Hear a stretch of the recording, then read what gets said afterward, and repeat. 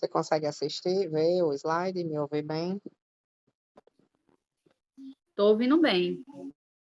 Tá vendo também o slide? Não.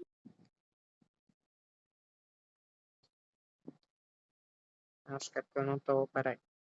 Comecei a gravar e não tô aqui, compartilhando. Pronto. Deu certo agora. Pronto, é porque eu comecei a gravar e não compartilhei. Então vamos lá, né? Dando continuidade à disciplina de saúde mental, dando continuidade e finalizando, né? Porque hoje é a nossa última aula, só são 4 encontros, então, nossa última aula. E aí nessa, vixe, ficou errado aí o nome transtornos. E vão estar todas assim, que eu só fiz copiar e colar depois que eu fiz isso daí. Mas enfim, é, nossa última aula, nessa aula nós vamos falar sobre os transtornos mentais em crianças e adolescentes. E aí vamos falar sobre os mais incidentes, né? Que é o TDAH e o, o autismo, né? Então, como os adultos, né? As crianças e os adolescentes têm temperamentos variáveis. Alguns são tímidos e reticentes, outros são socialmente exuberantes, né? Bem exacerbados os sentimentos. Alguns são metódicos e cautelosos, outros são impulsivos e descuidados. Então, bem como os adultos também, as crianças também têm essas características, certo? O tratamento eficaz de alguns transtornos, por exemplo, a ansiedade, né, durante a infância, pode reduzir o risco de transtornos de humor mais tarde na vida. Então, uma situação que já se pode observar na infância, né? Quanto mais cedo começar esse acompanhamento, quanto mais rápido iniciar ou aceitar, porque tem muitas mães, muitos pais que não aceitam a condição do filho, né? Que acham, ah, não, é porque é criança, é porque é isso mesmo, é só uma fase, vai passar, né? E realmente crianças, né, como nós adultos também temos nossas fases, temos nossos dias de não quero, quero ficar só, não estou bem, enfim. E crianças principalmente que estão em fase de desenvolvimento, e aí tem as fases, né, de desenvolvimento. Porém, tem que se observar se essas condições elas são persistentes, né, se realmente difere de outras crianças, do desenvolvimento de outras crianças da mesma idade, enfim. Então, sempre ter esse olhar dessa forma. Como sempre, eu falo, trago alguns exemplos da minha vida real, né, seja pessoal ou de trabalho profissional. Meu filho, por exemplo, eu já havia percebido ele desde muito pequenininho mesmo, assim, como se ele tivesse, as ansiedades mesmo, crises de ansiedade, né, era muito ansioso, ele muito, enfim, nervoso, muito, né, chora por tudo e tal. Só que obviamente eram condições que a gente vai ver lá na frente um pouquinho. Tem crianças, que não têm nenhum transtorno, mas elas estão inseridas em alguns contextos, sociais, né, dentro de casa, enfim, são expostas a algumas situações que acabam levando essa criança a desenvolver algum transtorno ou até a ter atitudes que confundam com algum transtorno.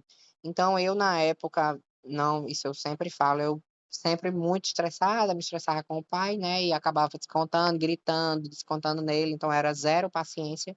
Hoje, meu Deus do céu, hoje nem eu me reconheço, né, então, é uma coisa que eu vi que realmente me assustou recentemente, inclusive alguns meses atrás, foi quando ele ele ficou com falta de ar, né, típico de ansiedade mesmo, típico de crise de ansiedade, ele ficou com a falta de ar, em um episódio que aconteceu, né, e que minha mãe vai brigar, que minha mãe vai me matar, que minha mãe não sei de quê, me matar grosso modo, né, pelo amor de Deus, também não é o pé da letra. Minha mãe vai me matar, assim, na escola era sempre eu já ouvi alguns relatos da professora: "Minha mãe vai brigar comigo, minha mãe", então isso ele acabou desenvolvendo, essa questão dessas ansiedades, né, e quando ultimamente nesse último episódio que eu observei, não que eu continuei gritando, não. hoje em dia ele sempre tem esse medo, né, quando eu vou conversar com ele, ele já tem esse receio do grito, então eu já tenho trabalhado isso há mais tempo, mas hoje ainda eu altero o tom de voz, não faço como antigamente, mas já consigo me controlar nesse sentido. É tanto que ele até diz: "Eu gosto da minha avó porque minha avó briga comigo, mas minha avó briga baixo". Então o problema não é brigar, o problema é o tom de voz, por exemplo. Então isso causou um trauma nele, causou essa questão da ansiedade de que não pode fazer, de que eu vou gritar, de que, entendeu? Então muitas vezes a criança acaba desenvolvendo, agora cabe a você, né, cabe aos pais, à família, aos responsáveis, eh, identificar isso com antecedência e levar a sério, né. Não, é criança, é besteira, isso aí que não sei o quê. Então, acabei colocando ele sim para fazer terapia, enfim. Então, isso da mesma forma que os adultos, né, as crianças também. E muitas das vezes, a maioria das vezes, o adulto ele já desenvolve esses distúrbios, né, de ansiedade, esses transtornos, em consequência de alguma coisa que viveu, que passou na infância. Então, por isso que aí fala, né, que essa questão de tratar antes, quando criança ainda, ou o mais rápido possível, para que não se acarrete aí, se prolongue para a vida adulta, ou amenize, né. Os distúrbios mentais mais comuns entre as crianças e os adolescentes são divididos nas seguintes categorias: transtorno de ansiedade, transtornos relacionados a estresse, transtornos de humor e transtornos obsessivos compulsivos. Os transtornos comportamentais disruptivos, que, por exemplo, é o transtorno de déficit de atenção e hiperatividade, que é o famoso TDAH, transtorno de conduta, transtorno desafiador positivo. A esquizofrenia e transtornos psicóticos relacionados são bem menos comuns, né, em crianças. Como é feita a avaliação, né, desses transtornos? A avaliação das queixas ou sintomas mentais em crianças e adolescentes difere dos adultos em três aspectos importantes. O contexto de desenvolvimento, né, é muito importante nas crianças. Comportamentos normais na infância podem indicar doenças mentais graves nos adultos. Então, como eu estava falando, né, isso a gente tem que começar a identificar desde a infância, quando se possível, né? Principalmente agora, que a gente costuma ouvir, até dizer também, né, dependendo da situação, antigamente os mais velhos geralmente dizem isso, antigamente não se tinha essa frescura, que diz logo assim, não se tinha essa frescura de autismo, sei de quê, que não tinha antigamente não existia isso.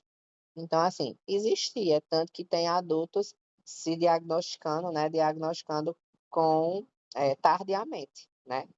Então tem autistas sendo diagnosticados adultos, né. Então não é que não existia, sempre existiu, mas era aquela concepção: "Esse menino é muito danado, esse menino é muito teimoso, esse menino não para, esse menino não presta atenção a nada, esse E é". os que tinha era mandado para o manicômio, né? Como é? Os que tinha era mandado para aqueles manicônios, Exatamente, né? E exatamente. não tem o estudo que tem E não hoje. tem estrutura, exatamente. Então, assim, né, os que realmente eram identificados como loucos, né, que a loucura, eram realmente mandados para essas clínicas, psiquiátricas, e quando se tinha alguma identificação desse tipo, que esse menino é muito mal criado, que esse menino é muito desobediente, que esse menino é isso, que esse menino é aquilo. E muitas vezes, poderia até ser, pode ser, sinais e sintomas de TDAH, por exemplo, da hiperatividade, né, do déficit de atenção, enfim. E as crianças se desenvolvem no contexto do sistema familiar, e esse sistema exerce um impacto profundo sobre seus sinais e sintomas, né, desculpa, sobre seus sintomas e comportamentos. Uma criança normal, entre aspas, eu até pensei 1000 vezes antes de botar esse normal para não ser mal interpretada, mas eu creio que vocês são inteligentes o suficiente para, né, entender esse normal.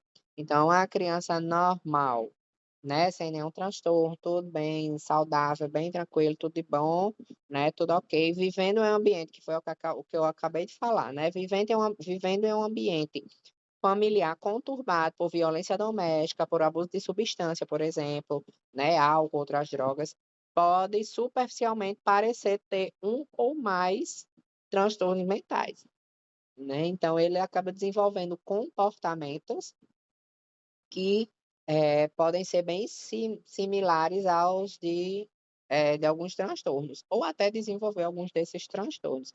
Embora algum desses, a maioria desses, né, ainda não é muito especificado as causas do que surge, e aí se fala muito sobre genética, então não tem se já tiver na genética, ele não adquiriu, né, ele já veio com a genética modificada para predisposição a esse transtorno, por exemplo. Então essa criança que a gente está falando aqui, ela adquiriu algum transtorno, seja ele de humor, né, como a gente acabou de falar sobre a ansiedade, certo, né, devido ao contexto familiar, social que ele está inserido. As crianças geralmente não têm sofisticação linguística e cognitiva necessárias para descrever os seus sintomas de modo preciso, né. Então, a criança ela não sabe falar o que é que ela está sentindo, a criança não sabe, não necessariamente, né, expressar, então às vezes expressa com birras, né, se joga no chão, se não sei de quê, aí tem pais que levam palmada e cipuada e não sei de quê, enfim. Então, tem N situações, várias situações que precisam ser observadas de forma diferente, como eu acabei de falar. E aí, portanto, o médico, né, deve confiar nessas suas observações diretas, né, na investigação diretamente ali e confirmadas com os pais e professores, né, como é que essa criança é em casa, como é que essa criança é na escola. Devido a estes fatores, a avaliação dos distúrbios mentais de uma criança é muito mais complexa do que a de um adulto, com certeza, né, nem se compara. Então, a criança que você precisa ali automaticamente diagnosticar pelo dia a dia, pelos comportamentos, o adulto ele sabe expressar: "Ai, não, eu sinto eu sinto uma aceleração, eu sinto um arroxo", o pessoal já, né, já chega dizendo: "Ah, eu sinto um arroxo, assim, no peito, uma angústia, eu sinto vontade de chorar do nada", e a criança não, ela só chora. Ela não vai dizer que sente uma vontade de chorar do nada, ela só vai chorar, se ela tiver com vontade de chorar, ela só vai chorar. Inexplicavelmente, ela não vai conseguir dizer o porquê está chorando, que ela está com angústia, porque não vai, né, então é muito mais complexo. O transtorno de déficit de atenção e hiperatividade é uma síndrome de desatenção, hiperatividade e impulsividade. Os 3 tipos de TDAH, os que são mais predominantemente desatentos, hiperativos e/ou, né, impulsivos, ou se não os 2 combinados. Os critérios clínicos dão o diagnóstico, é justamente essa avaliação, esse acompanhamento, essa observação. E o tratamento inclui medicação com estimulantes, terapia comportamentais e intervenções educacionais. Então, é um transtorno que ele tem que ser trabalhado em todos os aspectos, né, desde casa, como na escola, como em qualquer ambiente que essa pessoa ela vá, essa criança, né. Distúrbio de déficit de atenção e hiperatividade, né, abreviadamente TDAH, é considerado um distúrbio de neurodesenvolvimento, né. O que é o neurodesenvolvimento? O que é o distúrbio de neurodesenvolvimento, né? São condições neurológicas que aparecem precocemente na infância, geralmente antes da idade escolar, e prejudicam o desenvolvimento do funcionamento pessoal, social, acadêmico e ou profissional. Então, a gente está falando aqui de criança, mas que a gente vai já falar sobre o adulto, né, o TDAH em adulto. E como é esse adulto no trabalho? Como é esse adulto nos relacionamentos, sejam eles amorosos ou sejam eles, interpessoais mesmo? Como é essa criança, esse adulto, ele tem essa atenção, ele se perde o foco com facilidade? Enfim. Os transtornos do desenvolvimento neurológico podem envolver disfunções em uma ou mais dos seguintes: atenção, memória, percepção, linguagem, resolução de problemas ou interação social. Então uma dessas situações aí vão ser afetadas. né, seja ela atenção, como o próprio nome diz, né, um déficit de atenção, né, sei lá, perde o foco com facilidade, não preste atenção no que você está dizendo. Memória, né, esquece com facilidade, a percepção, aquela situação de você perceber com rapidez, com agilidade, né, a linguagem também, aquela pessoa que não sabe se expressar, que não sabe expor. Outros distúrbios de neurodesenvolvimento comuns incluem os distúrbios do espectro autista, ou do autismo, perdão, distúrbios de aprendizagens, como a dislexia, aquela pessoa que é dislexa, que não presta atenção, que não absorve nada, né, que fica aérea na sala de aula, e deficiência intelectual. O TDAH, como eu falei, não tem uma única causa, né, não tem uma causa específica. São potenciais causas do TDAH os fatores genéticos, bioquímicos, sensório-motores, fisiológicos e comportamentais. Então, são situações aí internas, intrínsecas, né? São fatores genéticos, mas o que mais eles relatam, né? Os estudiosos relatam. Então, não tem ainda uma causa específica. Alguns fatores de risco incluem baixo peso, né, menor do que 1.500, 1,5 kg no nascimento, traumatismo craniano, deficiência de ferro, apneia obstrutiva do sono, né, resumidamente a apneia do sono, exposição ao chumbo e também exposição fetal ao álcool, tabaco e cocaína. Então, são alguns fatores, né, que estão sendo estudados, por fetos, por crianças que são expostas a essas situações que desenvolveram mais comumente, né, o autismo. Desculpa, TDAH. E aí o TDAH em adultos, né, os sintomas incluem dificuldade de concentração, como eu havia falado, dificuldade de concluir tarefas, comprometimento daquela função, né, me comprometo, mas só faz de última hora, só faz quando nas últimas, estourando, quando realmente não, né, oscilação de humor e impaciência. O TDAH pode ser mais difícil de diagnosticar durante a vida adulta, justamente por pode ser confundido, né? Eu ia falar, mas já tem aí. Os sintomas podem ser semelhantes aos transtornos de humor, transtorno de ansiedade, transtorno por uso abusivo de substâncias. Então, agora, como eu já ia falar, pode ser confundido aí, não, a falta de concentração, ou essa questão de deixar tudo para a última hora, o comprometimento com a função, com funções, essa questão de, não, só quero dormir, só quero ficar na minha, só quero, né, não presta atenção, então pode ser confundido aí com esses transtornos de ansiedade, aí, né, porque fulano é bipolar, porque é um transtorno de humor, porque fulano muda de humor do nada, e não necessariamente são esses outros transtornos, né? O TDAH é difícil de diagnosticar porque tem sintomas, sinais e sintomas bem semelhantes a esses outros transtornos. Os critérios de diagnósticos para o TDAH, de acordo com esse manual, né, de saúde mental, os critérios incluem 9 sinais e sintomas de desatenção e 9 de hiperatividade e impulsividade. Os diagnósticos que usam esse critério requer maior ou igual a 6 sinais e sintomas de um ou ambos dos grupos. E aí vamos ver aqui, vou especificar alguns dos sinais e sintomas, né?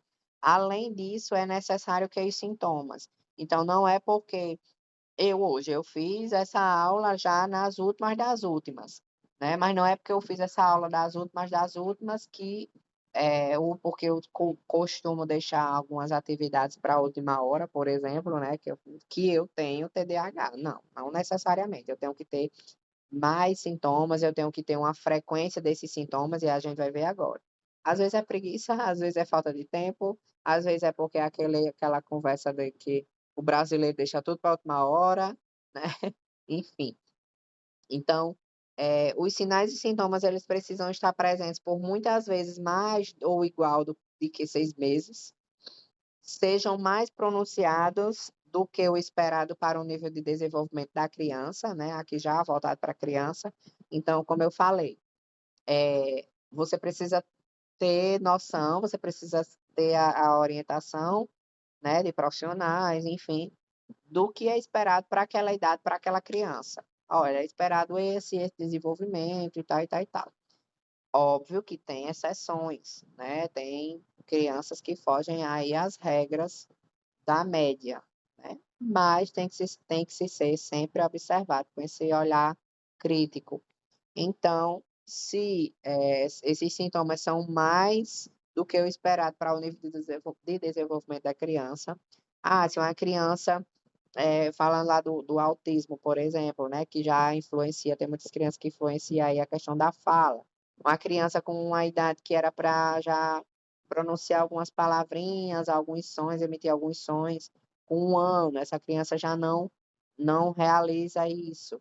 Mas calma, tudo depende, né? E aí tem que ver como é que essa criança se pronuncia, tem algumas atipias que chama, que são alguns movimentos, algumas manias, vamos dizer assim, dessa criança. Por exemplo, andar na ponta dos pés, né? É um sinal. Não que porque a criança anda tem autismo, não, mas precisa ser observado, que é um sinal de sintoma comum do autista, né? Enfim, então, quando essas situações, esses sinais são mais do que o esperado para o nível de desenvolvimento da criança, precisa-se aí ser observado e avaliado. Esses sinais, esses sintomas ocorrem em pelo menos 2 situações, então em casa e na escola, por isso que fala-se que não é só em um ambiente, tem que se ver como essa criança também é na escola, né, porque às vezes: "Ai não, meu filho misericórdia", estou falando meu mesmo, minha mãe misericórdia, Jesus do céu, mãe faz todos os gostos do menino. Comigo já é totalmente diferente, então eu sei que aquela que é o que eu geralmente digo, eu sei que aquela situação não me preocupa, porque quando ele está comigo, quando ele está com o pai, ele não, ele sabe que nós não vamos fazer isso por ele. Por exemplo, dar de comida na boca, o almoço, amanhã dá, o menino vai fazer 8 anos próximo mês. Dia 7 agora, amanhã dá de almoço na boca do menino. Já briguei, já me descabelei, já. Mas quando eu vejo que é uma situação e já teve situação de influenciar, quando ele foi lá para casa do meu pai, uma vez precisou ficar lá para almoçar e ele fechou porque queria que meu pai desse na boca dele. Eu disse: "Como é? Na arrumação?". Chamei ele, disse que ele não ele tinha a mão, ele sabia comer e tal, dei a lição que era para dar, até hoje, nunca mais. Então, assim, é uma situação que eu sei que ele, pronto, comigo nem ele nem cogita essa possibilidade, com o pai nem muito menos, então não existe. Eu sei que não é uma dependência dele, né, eu sei que ele sabe aquela história, a formiga sabe a folha que corta, pronto, pois lá em manhinha, ele faz esse monte de situação, lá em manhinha brinca, deixa os brinquedos espalhados na cama, aqui ele não deixa um. Então, assim, eu sei que não são situações que atrapalham o desenvolvimento dele, embora eu não queira que isso aconteça, porque eu chamo a atenção dela também, né. Mas eu sei que não influencia, por exemplo, na escola, né, ele sabe que tem que organizar, que ele tem que arrumar, ele sabe desde pequenininho que eu incentivo ele a isso. Então, por isso que tem que observar em pelo menos essas 2 situações. Essa criança ela faz essas coisas, tem esses costumes, tem essas manias só com a mãe, porque a mãe faz os gostos, já com o pai não tem, porque o pai não dá. Na escola ele é outra pessoa, ele é totalmente independente, ou realmente essa criança ela faz isso em todas as situações, né, com todas as pessoas, com todas, enfim, então por isso que tem que observar esses sintomas, esses sinais. Estejam presentes antes dos 12 anos de idade, pelo menos em alguns sintomas, e interfiram em sua capacidade funcional em casa, na escola ou no trabalho. E aí como eu acabei de falar, né, essa questão do meu filho, é uma coisa que eu sei que não influencia na vida dele, né, nas outras atividades dele. Então, não gosto, vou dizer que não gosto, né, ela sabe muito bem disso. Mas não é uma situação de que ele de que interfere na capacidade dele em outras situações, em outros ambientes. Quais são os sintomas de desatenção? E aí aqui, como eu falei, né, aqui são necessários que esses sintomas que eu vou citar agora estejam dessa forma. Por exemplo, presente por mais de 6 meses, nananã. Quais são os sintomas? São esses daqui. Esses e os dos próximos slides. Então, esses sintomas, eles têm que ter uma prevalência, eles têm que estar associados àquela frequência que eu acabei de falar. Então, os sintomas de desatenção, não presta atenção a detalhes ou comete erros, descuidados em trabalhos escolares ou outras atividades, né? Então, é aquela pessoa realmente, aquela criança totalmente desatenta. Tem dificuldade de manter atenção em tarefas na escola ou durante jogos. Não parece prestar atenção quando abordado diretamente, né? Você tá ali falando com a criança ou com o adulto, né? E ele está, tipo, aéreo, não tá ali, tá olhando para o tempo, né? Como se você não tivesse ali, né? Parece não estar captando as ideias. Não acompanha instruções ou não completa tarefas. Tem dificuldades para organizar tarefas e atividades. Evita, não gosta ou é relutante no envolvimento em tarefas que requerem manutenção do esforço mental durante um longo período de tempo, então ele se esquiva aí da responsabilidade, né, do envolvimento em tarefas que precise pensar muito, que precise realmente usar aí a atividade mental por mais tempo. Frequentemente perde objetos necessários para tarefas e ou atividades escolares, distrai-se facilmente e é esquecido das atividades diárias. Então, esqueci com frequência mesmo. Acontece, acontece. Ultimamente, mãe até disse, menina, tu estás esquecida. Então, por isso que eu digo, tem que ser avaliado todas as situações. Mas, menina, tu tá esquecida de um jeito. Eu digo, mulher, porque a minha mente não para. Minha mente é muita informação. Então, tem sim, tem situações e situações. Uma coisa é você esquecer com frequência porque sua cabeça está cheia, porque você não consegue, sei lá, enfim, descansar, porque você está cansada, porque é muita coisa para se pensar ao mesmo tempo e você acaba. Então, e outra coisa é você realmente ter algum esquecimento patológico, né? Quais os sinais de hiperatividade e impulsividade, que são outros sinais que precisam ser observados com aquelas mesmas frequências?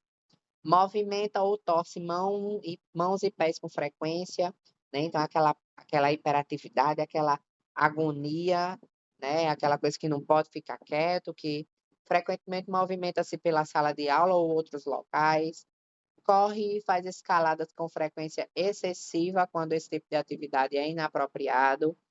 Então, realmente aquela criança que não para, que sempre está procurando algo para fazer, algo para mexer. É literalmente, como o próprio nome diz, é uma hiperatividade, uma hiperatividade.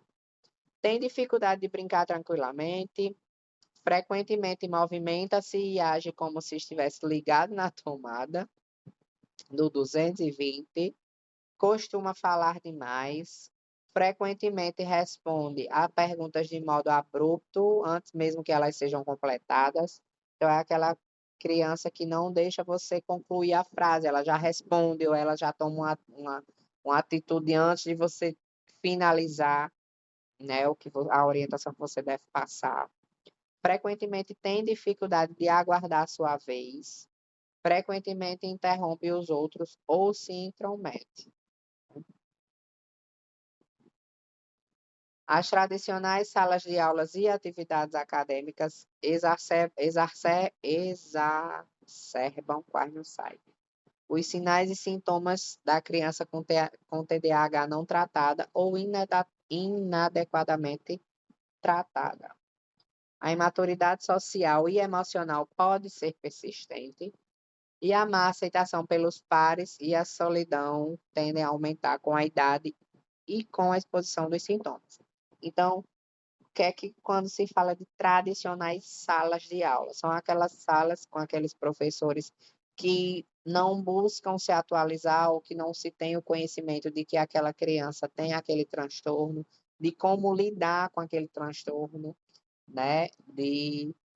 Enfim, de trabalhar também as crianças, as outras os coleguinhas de sala para lidar com aquelas situações, né, então acaba aí, estimulando, né, exacerbando aí os sinais e sintomas de uma criança com TDAH não tratada ou tratada inadequadamente, né.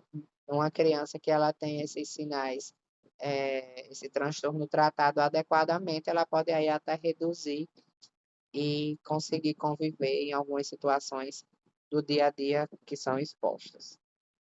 E aí a imaturidade social, como eu falei, tanto a estimulação das crianças da própria sala de aula, como no geral, né, os coleguinhas, os adultos também, que tem adulto mais inconveniente que criança, e a má aceitação, né, pelas pessoas, a solidão tende a aumentar, isso aí no caso de um adulto, né, por exemplo, um adolescente, tende a ficar mais recluso, né, aumentar com a idade e com a exposição desses sintomas. Então, a não aceitação, a exclusão desse adolescente, até da criança mesmo, mas a criança acaba não entendendo tanto, né. E aí os transtornos do espectro autista, né, que é o que nós conhecemos como TEA. Os transtornos do espectro autista são distúrbios do neurodesenvolvimento, mais uma vez, né, caracterizado por deficiente interação e comunicação social, padrões estereotipados e repetitivos de comportamentos e desenvolvimento intelectual irregular, frequentemente com retardo mental. Os sintomas começam cedo na infância, então já são, já já chega, meu Deus, tem alguns graus, né, do autismo, que tem aí já essa questão do retardo, né, do retardo mental, do atraso da fala, do atraso de algumas funções cognitivas, então já é mais voltada para essa situação. TDAH é mais de comportamentos mesmo, né. Na maioria das crianças, a causa é desconhecida, embora em alguns casos existam evidências de um componente genético ou uma causa médica. O diagnosticado é baseado na história sobre o desenvolvimento e observação, e o tratamento consiste no controle de comportamento e, às vezes, tratamento medicamentoso. Então, outra situação, ainda não se sabe fielmente como se surge, né, como se desenvolve aí a causa do transtorno do espectro autista, mas acredita-se que é algo modificado aí geneticamente também, certo? A causa específica, na maioria das vezes, permanece elusiva, né? Permanece ainda um pouco desconhecida, como eu falei. Fatores de evidência levam a componentes genéticos. Por exemplo, né, foi estudado aí que pais de uma criança com TEA, né, com transtorno de espectro autista, têm risco de 50 a 100 vezes maior de ter outro filho com autismo. Então, um pai que já tem um filho com TEA, a possibilidade, né, a predisposição, já que são genéticos, né, predisposição dele desenvolver, dele ter outro filho aí, é de 50 a 100 vezes mais, né, do que o casal que não tenha nenhum. Então, por isso que acreditam-se que é geneticamente. O TEA pode se manifestar durante o primeiro ano de vida, mas dependendo da gravidade dos sintomas, o diagnóstico só pode ser claro na idade escolar. Justamente é lá que a criança vai precisar desenvolver, por exemplo, eita, 100%. Vai precisar desenvolver, por exemplo, a escrita, né? Vai precisar se comunicar com frequência com outros colegas, enfim, vai ter essa questão da atenção, de como se desenvolver em grupo. Então, a maioria das vezes, essas situações cognitivas, né, elas são mais desenvolvidas no setor aí escolar, e aí quando essa criança ela começa a ter contato com essas atividades, é identificado aí algum atraso e observado que não está dentro da média de desenvolvimento para a idade. Duas características principais definem o transtorno do autismo, que são os déficits persistentes na comunicação e interação social.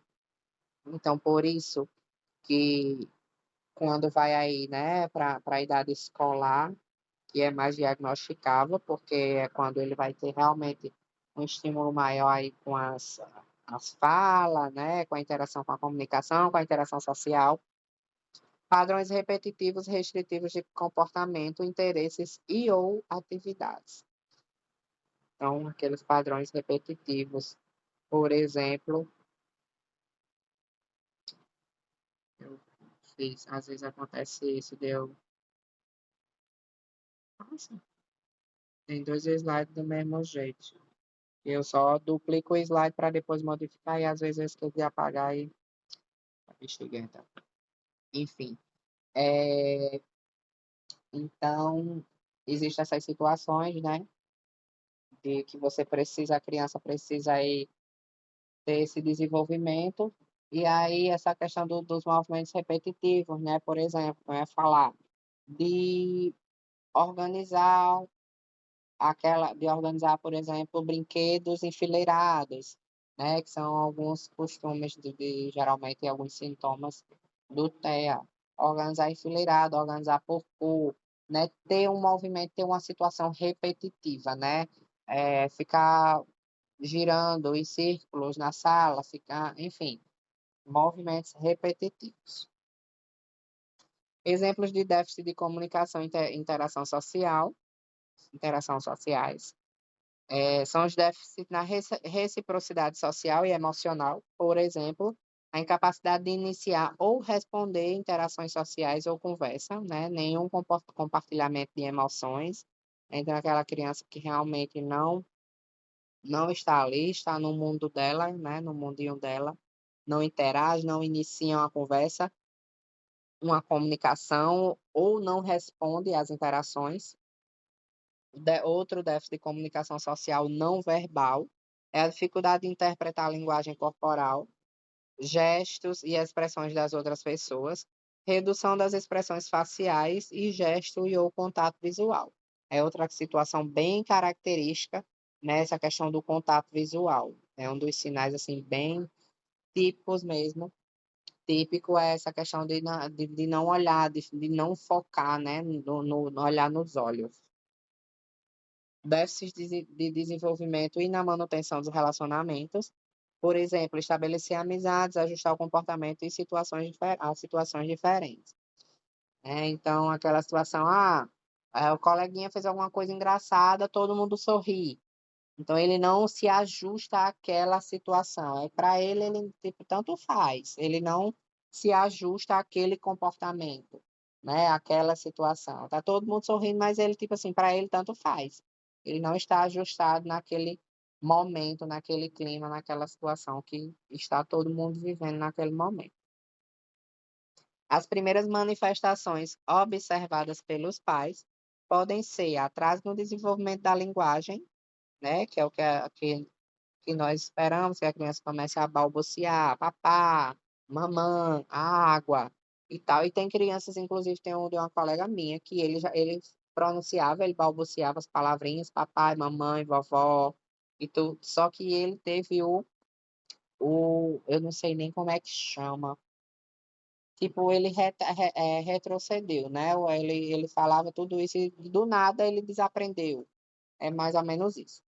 Então, são as primeiras situações que é observado, né? Porque a mãe e os pais começam a estimular a criança a sempre tem que, eu acho incrível, sempre toda aula que eu estou dando tem que ter uma ligação. Eu passo o dia todo e não tem uma ligação. Quando eu começo a gravar a aula, aparece, sei nem de onde é.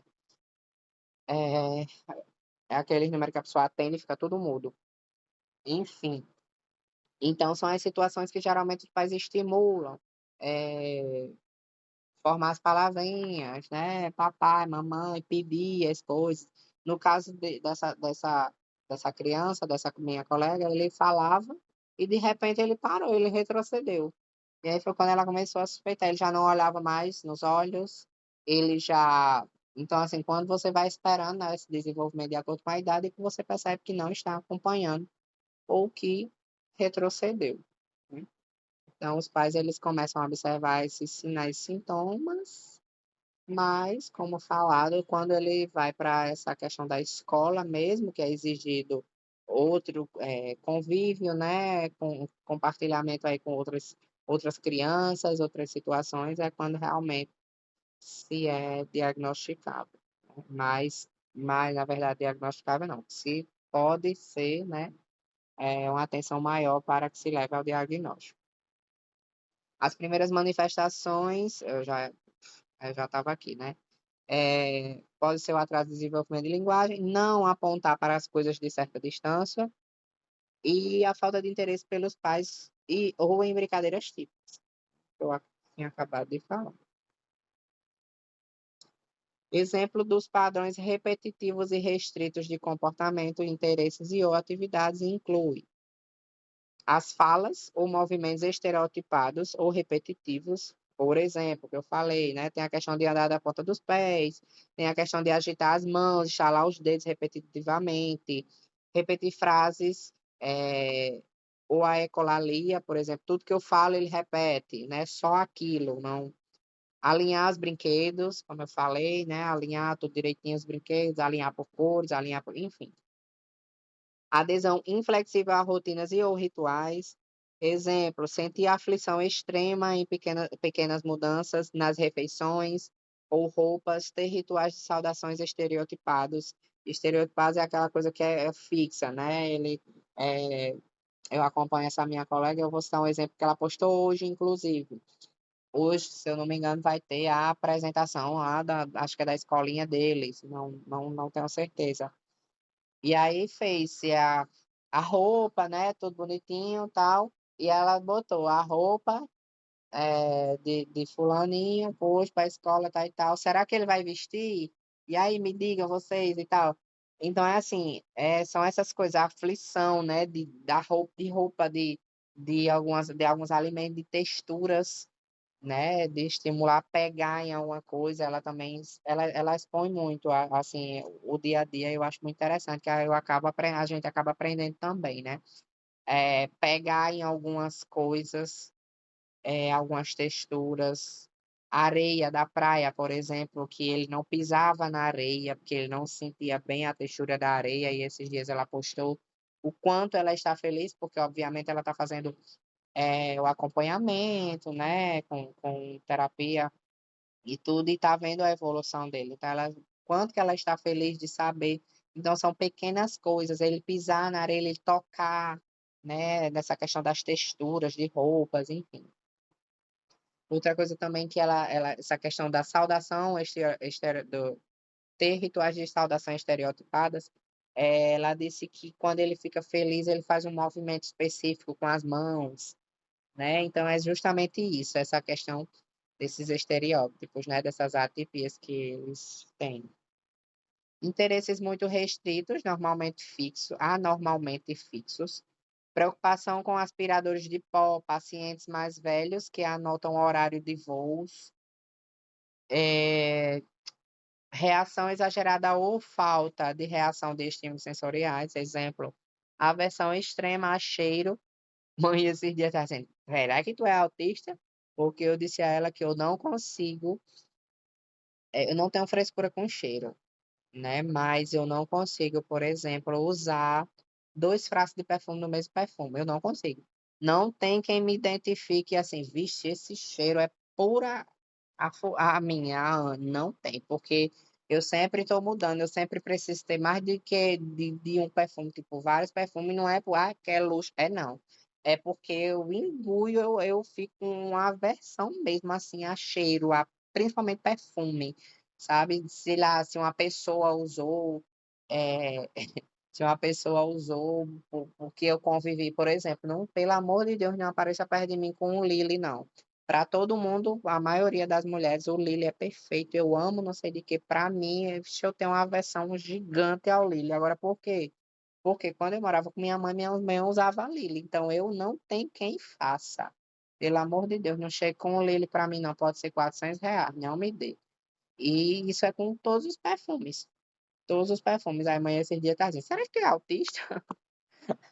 Então, assim, tem N situações, né, reações a esses estímulos, a texturas, a indiferença aparente à dor, à temperatura.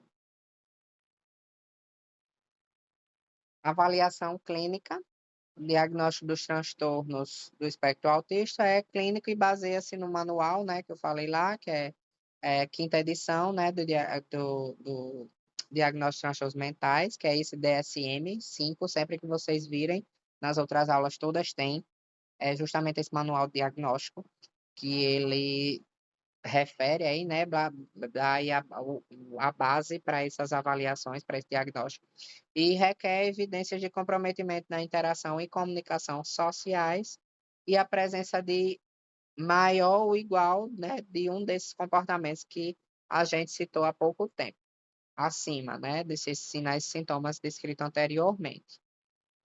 Então, pela avaliação para ser diagnosticado é maior ou igual do que dois desses comportamentos ou desses estereótipos, né, dessas situações repetitivas e restritivas. O tratamento é com terapia comportamental, com a fono, né, porque influencia a questão da fala em alguns deles, ocasionalmente terapia física e ocupacional e terapia medicamentosa também. O tratamento dos transtornos do espectro autista, é geralmente multidisciplinar e os estudos recentes mostram benefícios mensuráveis de abordagens baseadas no comportamento que encorajam a interação e a compreensão da comunicação. Então, os psicólogos e educadores dão ênfase a uma análise de comportamento e a seguir cruzam as estratégias de orientação comportamental com os problemas específicos de comportamento da pessoa em casa ou na escola. Então, se mãe ela é psicopedagoga e agora ela está fazendo psicologia e ela atende no NAN, né, que é o núcleo, né, que atende essas crianças com algum transtorno, alguma situação desse tipo. E aí ela já, com isso, ela identificou, por exemplo, com essas avaliações, né, esses critérios, ela identificou um provável, minha irmã com TDAH. É por isso que quando ela disse, chegou, eu me assustei, quando ela disse, será que tu é autista? Eu disse, é só o que falta mesmo, viu? Porque realmente começa a se ter aí essa análise, né, desses comportamentos. Óbvio que não pode se diagnosticar, ela não vai dar um diagnóstico, isso aí eles fazem um acompanhamento, os estímulos, e aí enviam os relatórios para neurologistas, para, enfim, então para diversos médicos e é associado a isso, né, que acaba sendo aí